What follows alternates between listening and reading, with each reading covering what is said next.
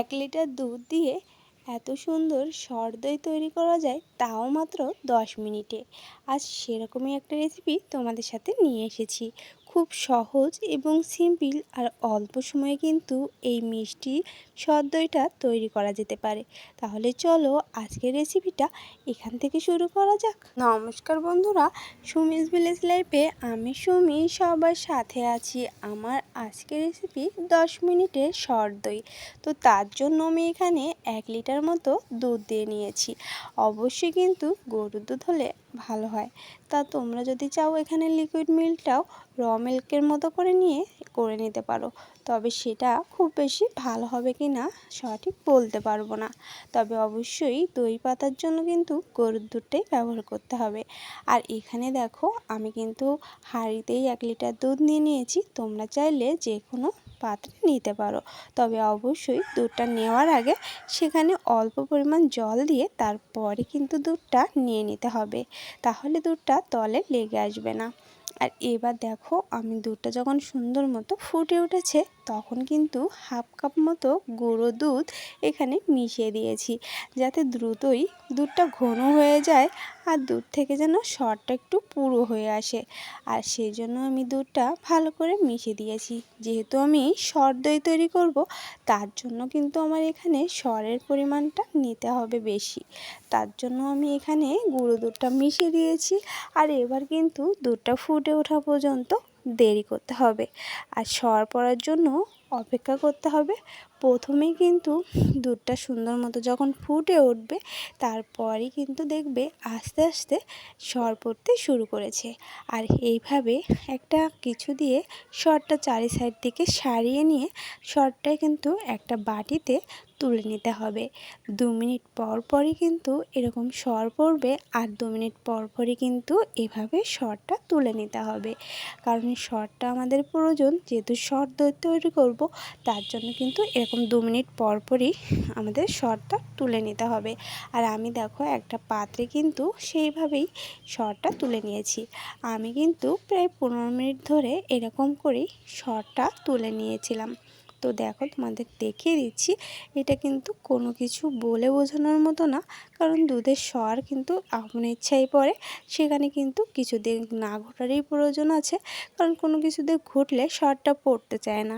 সেজন্য 2 মিনিট পর পর যখনই সর পড়বে চার সাইড দিকে সেরে নিয়ে সরটা তুলে নিলে আবারও দেখবে সর পড়বে। এভাবে করে দেখো আমি অনেকটা সর করে নিয়েছি। আর দুধটা কিন্তু 1 লিটার দুধ আমি 250 গ্রাম করে নিয়েছি। তো আমি এই 250 গ্রাম দুধটা দিয়েই দইটা পাতবো। আর এটা কিন্তু খুব সহজেই হয়ে যাবে। তো সেই দুধের মধ্যে আমি এবার 100 গ্রাম মতো চিনি দিয়ে দিয়েছি। মিষ্টিটা কিন্তু তোমরা তোমাদের পছন্দ মতো দিও। তবে দুধটা যেহেতু ঘন করা হয়েছে তার জন্য কিন্তু মিষ্টিটা একটু অল্প দিলেও হয়, তাতেই কিন্তু বেশ ভালো লাগে। এই সর দইটা কিন্তু অতিরিক্ত মিষ্টি হলে ভালো লাগে না। তো দেখো আমি চিনিটা দিয়ে ভালো করে মিশিয়ে নিচ্ছি। দুধটা একটু ভালো করে মিশিয়ে নেব, যত সময় না চিনিটা গলে যায় সে পর্যন্ত কিন্তু দুধটা আমি ভালো করে অল্প আছে এভাবে নাড়িয়ে নেব। আর দুধটা আমি ঠান্ডা করতে দিয়ে এবারে চলে আসলাম 100 গ্রাম টক দই জল ঝরিয়ে নেওয়ার জন্য। অবশ্যই কিন্তু টক দইয়ের জলটা ঝরিয়ে নিতে হবে। তার জন্য দেখো আমি একটা ঝাঁকি ব্যবহার করেছি। তো ঝাঁঝরি মতো এটা থেকে নিচ থেকে কিন্তু অনেকটাই জল পড়ে গিয়েছে। আর বাকি যেটা রয়েছে এইটাই কিন্তু আমি ভালো করে ফেটিয়ে নেব। টক দইটা কিন্তু ভালো করে ফেটিয়ে তারপরে কিন্তু দুধের মধ্যে মেশাতে হবে। আর তার জন্য আমি আলাদা করে একটা বাটিতে রেখে দিয়েছি। আর এবার কিন্তু খুব সুন্দর মতো আমি এটা ফেটিয়ে নেব। দইয়ের মধ্যে কিন্তু কোনো দানা ভাব থাকলে চলবে না। তার জন্য কিন্তু একটা চামচ দিয়ে ভালো করে ফেটিয়ে নিতে হবে। ফেটানো কাজটা কিন্তু অবশ্যই একটু সময় নিয়ে করতে হবে, তা না হলে কিন্তু দইয়ের এইটা ভালো হবে না। বীজ দই যেটা আমরা বলি, টক দইয়ের কথা বললাম, তো এটাই কিন্তু বীজ দইও বলা যেতে পারে। তো সেজন্য এই বীজ দইটা ভালো করে তৈরি করে নিতে হবে। আর এই যে দেখো আমি ভালো করে তৈরি করে নিচ্ছি। এটা কিন্তু চামচ দিয়ে ভালো করে ফেটে নিতে হবে। দেখতে পাচ্ছ আমার দইয়ের মধ্যে কিন্তু সব দানাগুলো এইভাবে ফেটানোর জন্য একদমই ভেঙে যাচ্ছে, আর দইটা কিন্তু একদমই মসৃণ হয়ে যাচ্ছে। এরকমই কিন্তু দইটা মসৃণ করে নিতে হবে, যাতে করে দইয়ের ব্যাটারের সাথে মিশে যায়। এবার চলো এটা আমরা ডাইরেক্ট সেই দইয়ের মিশ্রণের মধ্যে মিশিয়ে দিই। যেটাতে আমি দই বসাবো সেই দুধটার সাথে কিন্তু মিশিয়ে দিয়েছি। আর মেশানোর আগে অবশ্যই কিন্তু চেক করে নিতে হবে দুধটা যেন আঙুল ছোঁয়া গরম থাকে, মানে অতিরিক্ত গরম না থাকে, আঙুল নাবিয়ে রাখা যাবে সেরকম গরম থাকলে হবে। অনেকটা গরম থাকলে কিন্তু দুধটা ফেটে যেতে পারে।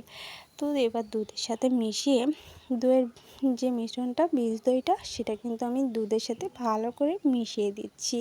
আর এটা কিন্তু সুন্দর করে মিশিয়ে দিতে হবে, তাহলে কিন্তু এটা খুব উপর থেকে যে এটা থাকে ভালো করে মিশে যাবে, আর তরলটা কিন্তু ঘনত্বটা একটু তরল হয়ে আসবে।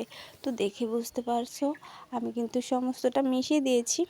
আর এটা কিন্তু সমস্তটাই হাতা বা চামচ দিয়ে মিশালে কিন্তু খুব ভালো আসে।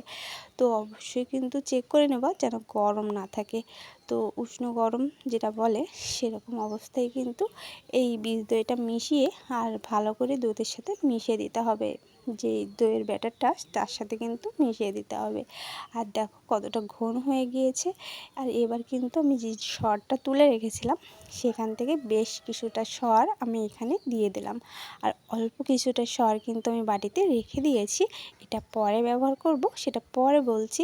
তার আগে দেখো যে বেশিরভাগের সরটা সেটাও কিন্তু আমি ওই মিশ্রণের সাথে খুব সুন্দর করে মিশিয়ে দিয়েছি।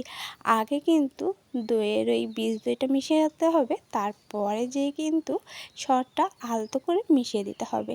কারণ সরটা দেওয়ার পরে অতিরিক্ত নাড়াচাড়া করলে কিন্তু সরগুলো ভেঙে যাবে, আর তখন কিন্তু খেতে গেলে তেমন একটা ভালো লাগবে না। তো সেই জন্য আলতোভাবে সরটা কিন্তু দুধের সাথে মিশিয়ে দিতে হবে। আর এই যে দেখো আমার কিন্তু মিশ্রণটা একদমই রেডি হয়ে গিয়েছে। দই বসানোর জন্য কিন্তু আমার দইয়ের ব্যাটারটা একদম রেডি হয়ে গিয়েছে। এবার চলো যে পাত্রে দইটা বসাবো তার মধ্যে কিছুটা বীজ দই রেখেছিলাম সেটা কিন্তু আমি বাটিটার গায়ে ভালো করে লাগিয়ে নিয়েছি। তোমরা কিন্তু চাইলে এটা মাটির পাত্রেও বসাতে পারো, সেক্ষেত্রেও কিন্তু এরকমভাবেই বীজ দইটা চারিদিকে লাগিয়ে নিতে হবে, তাতে কিন্তু খুব সুন্দর দইটা সেট হয়। তো আমি যেহেতু স্টিলের পাত্র নিয়েছি, তো দইটা লাগিয়ে নেওয়ার পরে দইয়ের ব্যাটারটা কিন্তু সম্পূর্ণটা আমি এখানে ঢেলে দিয়েছি। আর যে সরটা রেখেছিলাম সেটাই কিন্তু দেখো উপর থেকে ছড়িয়ে দিচ্ছি। আর এইভাবেই কিন্তু আমি 10 মিনিট জলের ভাপে ফুটিয়ে নেব। তো বুঝতেই পারছো দই বসাতে কিন্তু 10 মিনিটই সময় লাগবে। আর এদিকে দেখো সমস্তটা করতে যতটুকু সময় লাগে, তোমরা যদি চাও সেই দুধটা কিন্তু আগে থেকে জ্বালিয়ে নিতে পারো, আর তারপরে কিন্তু 10 মিনিটেই দই তৈরি করতে পারো। তো আমি এবার সরটা দেওয়ার পরে বাটির ঢাকনাটা ভালো করে এঁটে দিয়েছি। আর এবার চলো আমি একটা রাইস কুকারের মধ্যে কিছুটা জল ফুটিয়ে নিয়েছি আর একটা বাটি উড করে দিয়েছি। তোমরা চাইলে এখানে স্ট্যান্ড ব্যবহার করতে পারো, আমার যেহেতু স্ট্যান্ড নেই তাই আমি একটা স্টিলের বাটি উড করে দিয়েছি। আর এবার তার উপরে এই দইয়ের যে বাটিটা সেটা কিন্তু আমি বসিয়ে রাইস কুকারের ঢাকনাটা এঁটে দিয়েছি, আর যে ছিদ্রটা থাকে সেটা কিন্তু একটা কাগজ দিয়ে বন্ধ করে দিয়েছি। আর এবার আমি হাতে গোনা 10 মিনিট রান্না করে নিয়েছি, আর 1 ঘন্টা কিন্তু ফ্রিজে রেখে দিয়েছিলাম। তারপরেই তোমাদের সাথে শেয়ার করার জন্য চলে এসেছি। আর দেখো বাটি থেকে কিন্তু সেই গাঢ় হালকা বরফ ছাড়ছে, আর এইদিকে দেখো দইটা কত সুন্দর হয়ে গিয়েছে। এটা কিন্তু একদম অমৃত লাগে। একবার কিন্তু তোমরা এভাবে বাড়িতে তৈরি করে দেখো, খেতে এত টেস্টি হয়ে থাকে যে অন্য কোনো দই খাওয়াই ভুলে যেতে হয়। তো এই যে দেখো আমি তোমাদের কেটে শেয়ার করছি, এটা কিন্তু প্রত্যেক চামচেই মনে হবে সর খাচ্ছি। আর এটা সর দই যেহেতু খেতে পুরো অমৃত, এত মিষ্টি মধুর দই তোমরা আগে কখনো খেয়েছো কিনা জানি না। ভালো লাগলে লাইক কমেন্ট শেয়ার করো, পাশে থেকো।